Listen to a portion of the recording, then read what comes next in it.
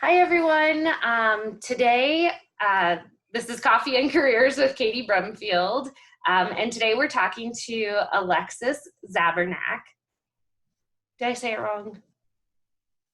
But we're just going to keep going. I'm sorry. Can you say it the right way?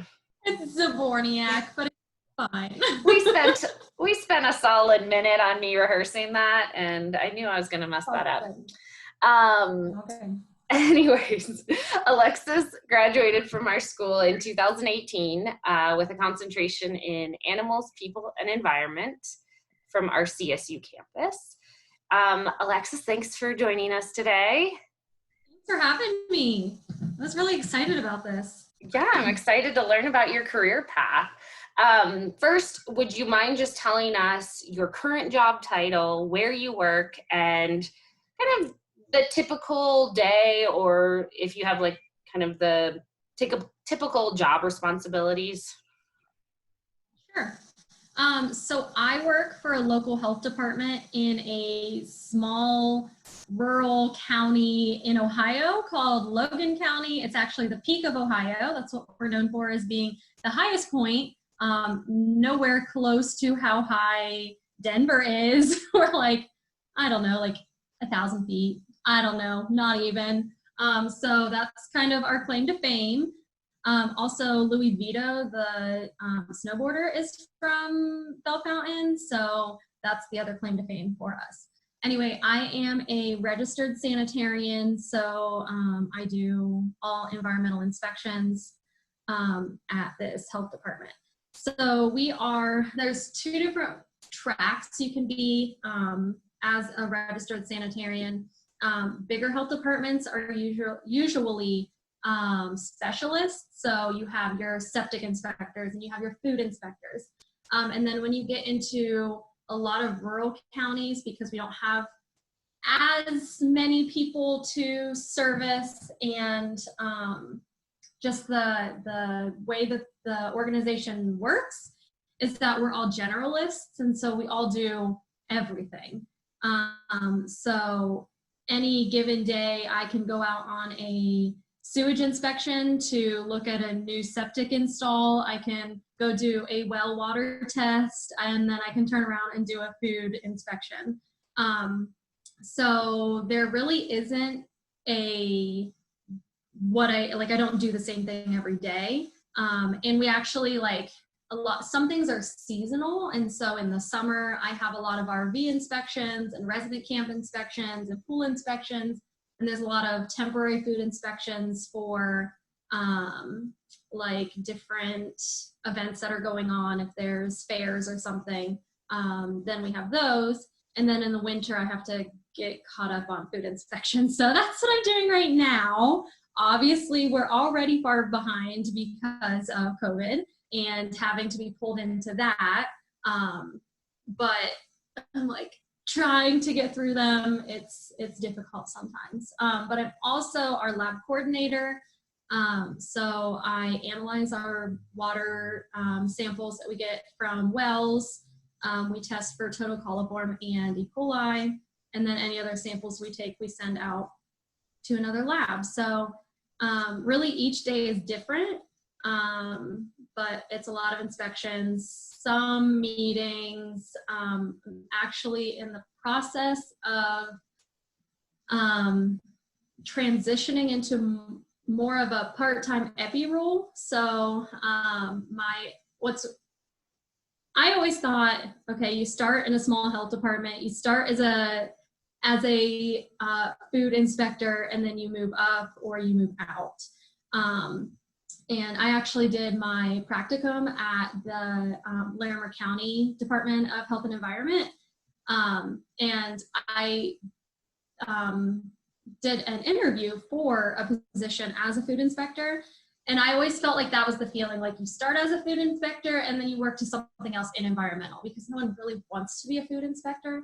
But I have gotten so many experience, just opportunities to grow and what I'm interested in being here at this tiny little health department, which you would think like, oh, they don't have the funds to, do anything that you want to do. And really, I'm very underpaid, but I have gotten so many cool opportunities because they know that I'm interested in infectious disease and they know that I'm interested in epidemiology. And so they'll be like, hey, here's this meeting that, you know, you could go to and it could help us with our grants that we have to do for epi. And how it works in the state of Ohio is you have, every health department has to have an epidemiologist, but you can like grant that out to another health department. So a lot of the rural counties grant it out to like Columbus Public Health or one of the bigger counties that have like 4 EPIs on staff, and they're able to do a bunch of work for, you know, 10 small counties. They might get this money in for, do the work for them. And so the way that ours is set up right now is that we have an epidemiologist from another county that, you know, stays in that county but communicates with us with different outbreaks that are happening. But then within the health department, we have like 3 nurses and myself that oversee cases. So I cover all the foodborne investigations, other people cover the venereal and diseases, and other people cover flu. Obviously, they are all getting pulled to COVID right now, and I'm just kind of floundering in the back. But my boss recently was like, hey, so I know you're interested in epi, and I'm getting ready to retire, and I would really like it if we had an epi here when I retire. I'm like, okay, so how do I make this happen? He's like, yeah, you're right. You got to figure it out. I'm like, oh, okay. So that's what I'm working on right now, is figuring out how to make that happen. But just the, don't be scared to go for the small things, because the opportunities that I've gotten, that they're like, hey, there was some really awesome seminar on, it was emerging infectious diseases, and it had to do with like outbreaks that were happening and who to contact and how to, you know, process through these things that are happening. And they're like, hey, I know that you like this. Do you want to take the day and go? I'm like, yeah, thanks.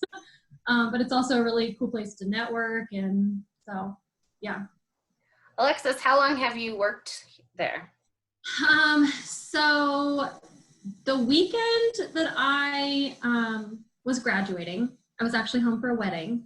And when you spend time in a small town, a lot of people know you. So I worked for a farm here in this county since I was 13, and I've known the family forever. And the owner, I was home, and he was like, hey, the health department's looking for an intern, because small towns, you know everyone. And when the health inspector shows up twice a year, you guys create a relationship, and if you run into them at a restaurant, you get to chatting. And so I was like, I still live in Colorado. I don't know that I want to move back for an internship. I don't even know anything about this internship.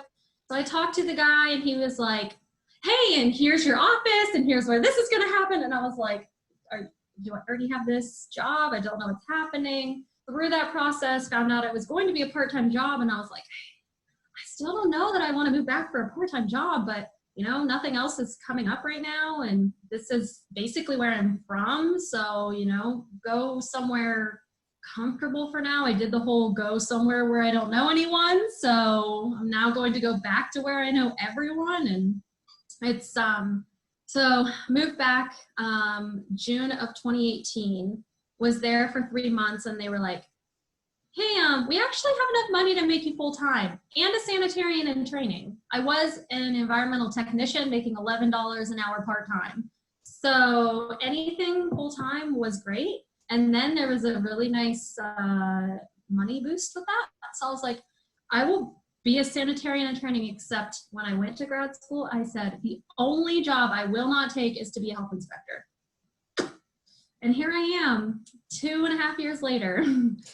I was an environmental tech for 3 months, a sanitarian in training. You have to be a sanitarian in training for 2 years if you have a bachelor's, and 1 year if you have a master's. And then you have to take a test, take so many continuing education units, and then you can apply to be an RS. So last October, I became a registered sanitarian.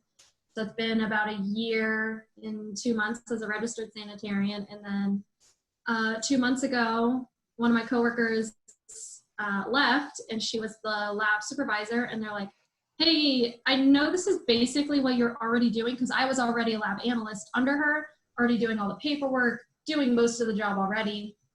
They're like, hey, I know you're already doing this, but do you want to like get paid to do this also? Oh yeah, sure. So I've moved up 3 times, and then once I figure out how to do this epi thing, then I'll move up again, and that's 2.5 years and a lot of changes. I've been in the newspaper a lot. Every time you have to move up, because it's a public job, it's health minutes, and then it's published in the paper. And so I'll get like a text and be like, hey, look, there's a picture of you in the paper. Oh, great. I did a talk at a Kiwanis meeting a while ago, and it was the worst picture of me. I look like I'm asleep because the guy just like walked up with his phone and just took a picture and walked away. And I'm like, yeah, that was a bad picture. So I got a lot of that picture sent to me, a lot of jokes made, but you know, that's what happens. Small town living. Yeah. Well, I do like that you really highlighted being in a smaller organization gives you that flexibility a lot of times to take on more responsibility and gain experiences in other areas. Right. Yeah. So I'm very thankful for that. So I do hear a lot from alums. I never thought I'd work in blank, and now I'm working in it, and I enjoy it. So when you were a student, what did you hope you were going to do after you graduated?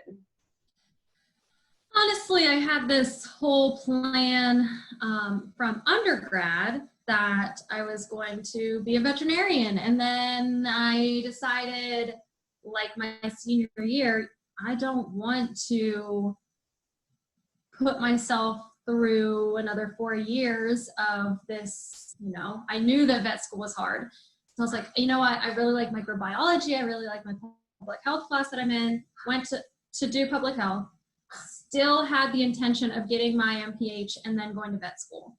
So up until graduating, that's what I was going to do. And so when I graduated and still hadn't even applied to vet school, I was like, all right, so now I got to do something different. I don't know that I actually had like a specific goal in mind. I had talked to a lot of people. I tend to just, you know, short myself and say, oh, I can't do that. Like, I think it'd be so cool to work for the CDC, but I can't do that. So, you know, there are still a lot of risks that I haven't taken that, you know, it would be awesome to work for organizations like that. I worked closely when I was in Colorado doing my practicum. I worked closely with the USDA out there, and I was like, well, this would be really cool. And but, you know, getting to live vicariously through my friends. Sorry, my dog is playing with his toy right now. Great timing. Jonas, pull me down. It looks so sad. But I get to live vicariously through my friends who are doing those jobs. And I think that's so cool that we all are in different places and still able to stay connected and see where they're doing and being like, that's really cool. You know what? I enjoy my job. That's also a really cool job. And there's so many different things that I didn't even know was possible for public health going into it. Yeah, I think that's what's kind of the beauty of public health is you can move around in different areas and you can have multiple different positions within public health and see what you really enjoy. Mm-hmm. What would you say in terms of when you were a student, what courses or things that you did that really helped you prepare for your career? It's hard because as what I'm doing right now, I feel like when I was in my epi courses and I took a applied field epidemiology class with Dr. Rao, I was like, this is what I want to do. And now that I'm like working in public health, I'm like, okay, well, those aren't the classes that prepared me for this. It was more like actually environmental public health, which was one of my least favorite classes, not because of the class itself, but just, you know, having to learn about all the laws and everything. Now I'm like, oh my gosh, it makes sense. And now these things that I learned are all clicking, and I had to use a lot of that for my test to become a registered sanitarian. So that's probably the class that helped me the most. But I've been thinking a lot about behavior change in theory, just, you know, in the time that we're in currently, and figuring out how specifically to interact with people that think differently than me and believe different things, and knowing that, you know, I can do my best to educate people with where I'm at. And I kind of had a joke with a friend the other day, how, you know, you take that class and by the end you realize people really aren't going to change a lot of the time. So just, you know, those are classes that have stuck out to me recently. And I think we're seeing that so much in public health is educating the public, but also, you know, framing it in a certain way. What would you say for someone that is interested in pursuing a degree in public health? What would you say the best piece of advice you could give? Just the fact that there are so many directions you can go can be overwhelming, but knowing that you're going to land anywhere, and having that degree already makes you marketable. And just anything that you do to just couple with that degree, and the things that you show, that like getting involved with the student body, and just anything that you do while you're in school already creates that pathway to success. I think a lot about I was on what's it called? Student leadership. Emerging leaders? That one? No. Student council? Yeah, that's what it's called. I was never in student council or interested in student council until grad school. So yeah, words like that, I'm like, oh, what's it called again? Yes, I was in student council, and just getting to be involved in those things and learning how to market yourself is super important, because I've been in so many conversations that I'm like, ooh, pulling these little things out that I learned in different events that were held, and learning how to network. And I obviously am bubbly enough to go up and talk to someone, but to be able to have an elevator speech put together, you know, the little things that you learn outside of class are always important as well. Yeah, I totally agree. Shocker. Yeah. Okay, so one last question. And I think the work you're doing is absolutely fantastic, and it's so necessary for public health. But do you have any funny stories or anything, I don't know, funny that has happened that you can share with us? I don't know, that's a hard one. Should have given me a list of questions before. I could have had some. I know. Silly things like the installers that we have to work with, and we're like, well, that guy, you know, have fun with him. Or do restaurants freak out when you walk in?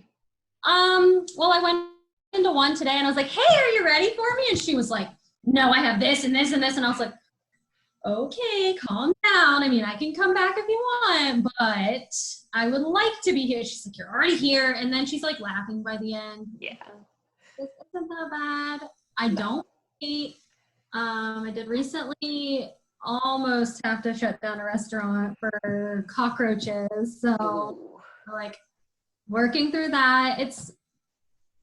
Food inspections stress me out because there's a lot of rules that you have to remember while you're going through, and you know, to walk around with a book, they'd be like, she know what she was doing. So like, you know, I can remember a lot of it, but for them to be like, well, we did that differently this time or whatever, you know, just trying to Yeah. make this for what they're doing is difficult, to try to enforce things. But the relationships that I make and the conversations that I have are so worth it. And I always think like, what if I'm not a field inspector? What if I get a job where I'm actually, you know, at a desk all day? I'm like, I'm too social to not be out in the field. And I have great relationships with a lot of our septic installers and a lot of my food operators. I'll text and be like, hey, are you guys open tomorrow? Can I come get this for dinner? You know, just like having a relationship with them as well. So to have a funny story, I feel like my entire job is funny. Like you just have to laugh through it because Yeah. it, sometimes it's just so comical the things that people say, and it's like I just have to laugh at you because that's so like, why would you say something like that? But I don't have any stories off the top of my head. I'm sorry. That's okay. That's okay. All right, Alexis. Well, thank you so much for sharing your career path with us today, and congratulations on, you know, getting this opportunity to do some more epi work. And Thank you. thank you for all of your hard work in public health. Thank you.